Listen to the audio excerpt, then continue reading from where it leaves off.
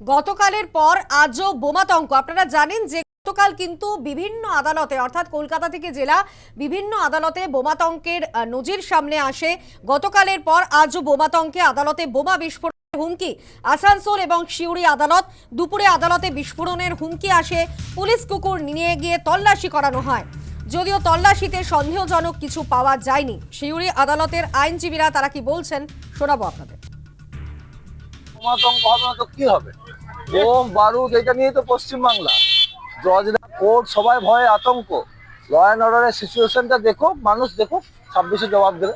আজকে একটা কোর্টে মেল এসেছিল, তাতে জানা যায় যে কোর্ট চত্বরে বোমা রাখা আছে এবং 12টার পরে নামাজের পরে নাকি।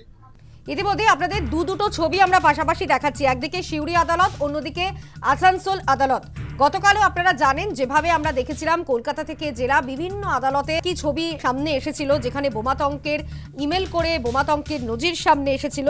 কিন্তু গতকালও আমরা দেখেছিলাম যে স্নিফার ডগ দিয়ে একেবারে তল্লাশি চালানো হয়েছিল। পুলিশ ঘটনাস্থলে আসে, প্রচুর পুলিশ সেখানে ঘটনা বিভিন্ন আদালতের সামনে তারা যায় এবং তারপরেও কিন্তু আজও গতকালের পর আজও কিন্তু দেখা যাচ্ছে যে ফের উড়ো চিঠিতে বোমাতঙ্ক আসানসোল আদালতেও, একদিকে সিউড়ি একদিকে আসানসোল।